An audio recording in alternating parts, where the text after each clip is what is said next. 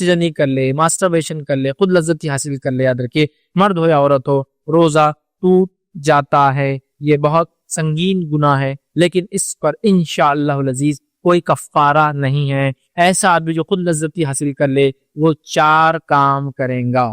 یہ 4 چیزیں اس کے ساتھ ہوں گی، یاد رکھیے. وہ 4 چیزیں کیا کیا ہوں گی اس کے ساتھ، یاد رکھیے. پہلی چیز، اگر جو آدمی خود لذت حاصل کر لے اس کو توبہ اور استغفار کرنا ضروری ہے.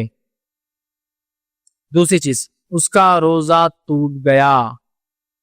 تیسری چیز، اس پر قضا واجب ہے. چوتھی چیز، اس دن افطار تک وہ کچھ نہیں کھائیں گا، مغرب تک کچھ نہیں کھائیں گا. 4 کام کریں گا.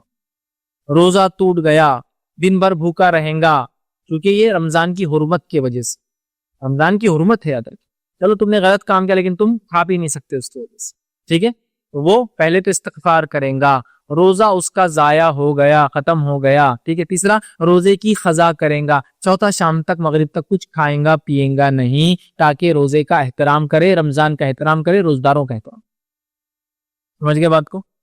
یہ 4 چیزیں کرنا، اور اس نے بہت بڑا گناہ کیا، اس لیے اس کو پہلے استغفار کرنا پڑے گا، توبہ کرنا پڑے گا، سب سے پہلا کام، ٹھیک ہے. اور اس کے اندر یاد رکھیے ایک مسئلہ لوگ پوچھتے ہیں، خود لذت حاصل کرنے کی کوشش کی اس نے اور پھر کسی وجہ سے اس نے چھوڑ دیا، تو انشاءاللہ العزیز اس کا روزہ کنٹینیو ہے، باقی ہے، اس کو کچھ بھی کرنے کی ضرورت نہیں ہے. ہاں یہ بات تو ہے کہ کمزور ہوا کیونکہ اس نے ویسی خیالات لا کے ویسا کام، لیکن انشاءاللہ روزہ باقی ہے، درست ہے انشاءاللہ، اور اس کو باقی چیزیں کرنے کی انشاءاللہ اس میں ضرورت نہیں ہوگی. اسی طرح اور اس دن جو ہے انسان مغرب تک کچھ کھائیں گا پیئیں گا نہیں، اور رمضان اور روزے کی حرمت کی وجہ سے یہ کاموں کریں گا. تو 4 کام یہ انسان کریں گا جو اس طرح سے کریں گا.